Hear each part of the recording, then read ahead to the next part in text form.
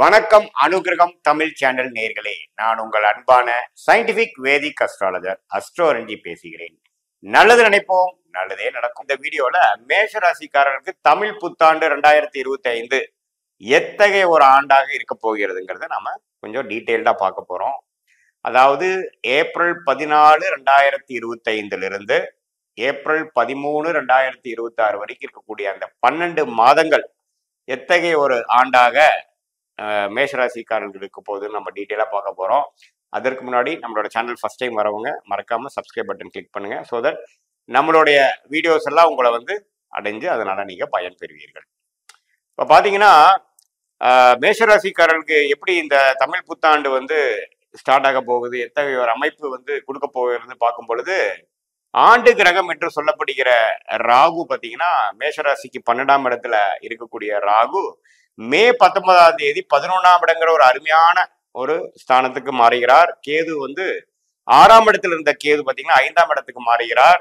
அது ஒரு அருமையான ஒரு மாற்றம். ஏன்னா 11ஆம் இடத்துல ராகு வரும் பொழுது சில நல்ல ஒரு விஷயத்துல, ஒரு எதிர்பார்க்காத விஷயத்துல நல்ல லாபத்தை பெறக்கூடிய அமைப்பு.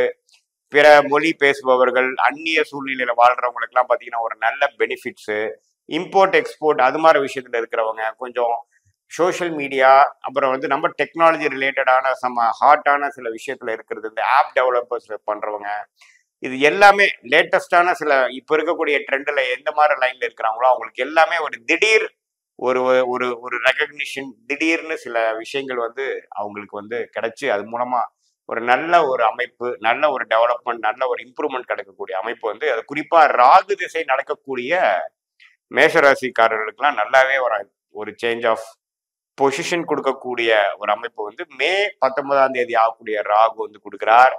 அதே சமயத்துல 6ஆம் இடத்துல கேது இருந்து சில உடல் உபாதைகள், கடன் தொல்லைகள், பிரச்சனைகள், வம்பு வழக்குகள் அது மாதிரி கொஞ்சம் கொடுத்துட்டு இருந்த கேது இப்ப 5ஆம் இடத்துக்கு மாறி ஓரளவுக்கு நல்ல பலன்களை கொடுத்து கொஞ்சம் யோகத்தை சேர்க்கக்கூடிய அமைப்பு மேஷராசிக்காரர்களுக்கு உண்டு.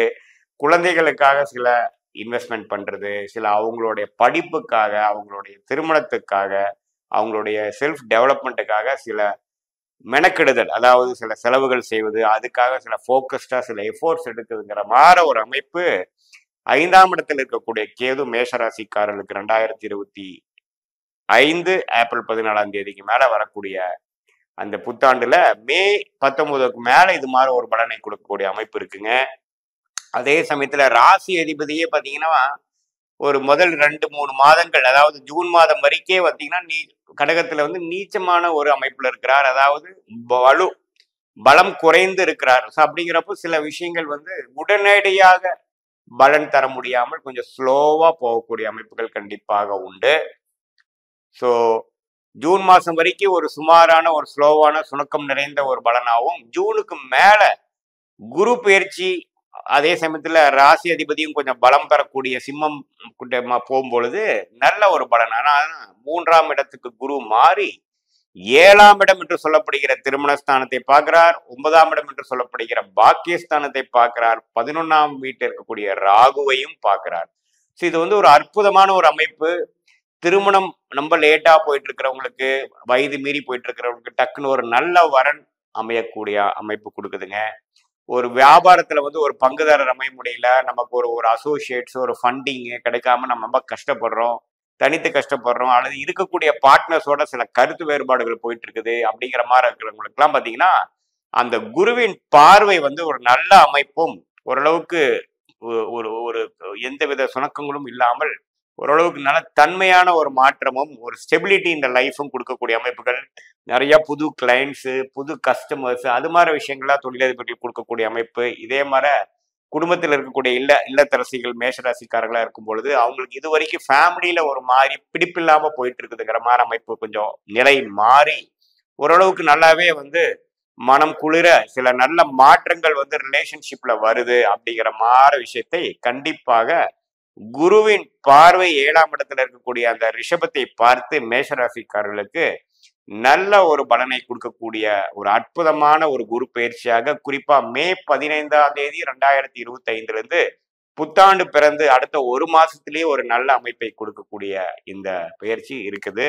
அதனால மேஷராசிக்காரர்களுக்கு பார்த்தீங்கன்னா ஒரு அற்புதமான ஒரு நல்ல ஒரு மாற்றத்தை கொடுக்குதுங்க. என்ன 7 நாள் சனி ஸ்டார்ட் ஆயிருச்சே, நமக்கு வந்து இனிமேல் பிரச்சனையா அப்படின்னு பயப்பட வேண்டாம். ஏன்னா 2027ல தான் பார்த்தீங்கன்னா உங்களுக்கு ஜென்ம சனி வருதே ஒழிய 25, 26லாம் பெரிய ஒரு ஒரு பிரச்சனைக்குரிய ஒரு அமைப்போ ஒரு சாதகமற்ற அமைப்போ நம்ம சொல்ல முடியாது. என்ன அடுத்த கட்ட நடவடிக்கைக்காக சில செலவுகள் செய்வீர்கள். ஃபார் எக்ஸாம்பிள் குழந்தைகளுக்கு திருமணம் செய்யக்கூடிய டைம், அதுக்கு சுப விரயங்கள் செய்வது, அவங்களுக்கு நகை வாங்குறது, மேரேஜுக்கு வேணுங்கிற எக்ஸ்பென்ஸ் பண்றது, அல்லது ஹையர் ஸ்டடீஸ்க்கு சில எக்ஸ்பென்சஸ் பண்றதுங்கிற மாதிரி பணம் எவ்வளவு தூரம் உங்களுக்கு பணம் வருகிறதோ அதற்கு அல்லது அதற்கு மேல செலவாகக்கூடிய அளவுக்கு விரய சனி வந்து வேலை கொடுக்குமே தவிர வேற ஒன்றும் ஒரு இக்கட்டான ஒரு தர்ம சங்கடமாக ஒரு டெவலப்மெண்ட் ஓரியன்ட் இல்லாத ஒரு அமைப்பு வந்து மேஷராசிக்காரர்களுக்கு ஒரு நியூட்ரலான ஒரு தசாபுக்தி போகிறவங்களுக்கு இந்த கோச்சார் அமைப்பாக 7 நாட் சனி அது விரய சனி கொடுக்குங்கிறது நீங்க எடுத்துக்க வேண்டாம். ஓரளவுக்கு நல்ல ஒரு டெவலப்மெண்ட் ஓரியன்ட் சனியை தானே இருக்கும். அதே சமயத்துல யங்ஸ்டர்ஸ் ஒரு இளம் வயதினர் ஒரு 20, 25, 30 வயது கீழே இருக்கக்கூடியவங்களுக்கு பார்த்தீங்கன்னா இது முதல் சனி 7 நாட் சனியா வரனால சில ஒரு வித்தியாசமான அனுபவங்கள், சில விஷயங்கள் வந்து வாழ்க்கை அனுபவத்தை கொடுக்கக்கூடிய வாழ்க்கை பாடத்தை கொடுக்கக்கூடிய அமைப்புகள் கொடுக்க ஆரம்பிச்சிருவார். ஏன்னா 7 நாட் சனிங்கிறப்ப சனி வந்து உங்களை கண்ட்ரோல் எடுக்க போறார். உண்மையான வாழ்க்கை என்ன, உண்மையான நட்பு என்ன, உண்மையான உறவு என்ன, பணம் பற்றிய புரிதல், நீங்க இண்டிபெண்டா எப்படி வாழ்றது, மெச்சூரிட்டினா என்ன, இது எல்லாமே கொடுக்கக்கூடிய அமைப்பு வந்து சனி கொஞ்சம் ஒரு எக்ஸ்பீரியன்ஸ் லைஃப் எக்ஸ்பீரியன்ஸ் மூலமாக கொடுக்க போறார். அதுல கொஞ்சம் சில டைம்ஸ்லாம் உங்களுக்கு ஒரு மாதிரியான ஒரு உணர்வும் கொஞ்சம் எமோஷனலா ஆகுறதும், என்னடா இந்த அளவுக்கு இப்படி இருக்காங்கிற மாதிரி சில பல சர்ப்ரைசஸாகவும் சில ஒரு மாதிரியான விரக்தியை கொடுக்கக்கூடிய அமைப்பு வரலாம். அது மூலமா நீங்க பாடம் கத்துக்கணுமே ஒழிய நம்ம ஒரு தர்ம சங்கடமான ஒரு அமைப்புல போய் நிறுத்திடுவாருன்னு நம்ம சொல்ல முடியாது. ஸோ எல்லா அமைப்பும் ஓரளவுக்கு நல்லா இருக்கு. குரு 3ஆம் இடத்திலிருந்து வந்து 7ஆம் வீட்டை பார்த்து 9ஆம் வீடுங்கிற பாக்கியஸ்தானம், தந்தையார் ஸ்தானம், பூர்வீக ஸ்தானத்தை பார்த்து அப்பா மூலமாக நல்ல ஒரு முன்னேற்றம், பாக்கியங்கள் கிடைக்கிறது, பூர்வீகத்துல சில பெனிஃபிட்ஸ் கொண்டு வர்றது, அப்பா பாட்டனார் மூலமா சில விஷயங்கள் பெனிஃபிட்ஸ் வர்றது, இது எல்லாமே நடந்து 11ஆம் வீட்டுல இருக்கக்கூடிய ராகுவையும் குரு பார்ப்பதனால் நான் முதலே சொன்ன மாதிரி 11ஆம் வீட்டு ராகு கொஞ்சம் அந்நிய சூழ்நிலையில வெளிநாட்டில் இருக்கிறவங்க, வெளிநாடு போகணும்னு ட்ரை பண்றவங்க, இம்போர்ட் எக்ஸ்போர்ட் பண்றவங்க, ஷேர் மார்க்கெட்ல இருக்கிறவங்க, இது மாதிரி சோசியல் மீடியா இது மாதிரி லேட்டஸ்ட் டெக்னாலஜியில இருக்கிறவங்களுக்கு எல்லாமே ஒரு நல்ல ஒரு பிரேக் த்ரூ, ஒரு நல்ல ஒரு அமைப்பை கொடுக்கக்கூடிய ஒரு அமைப்பு கொடுக்குதுங்க.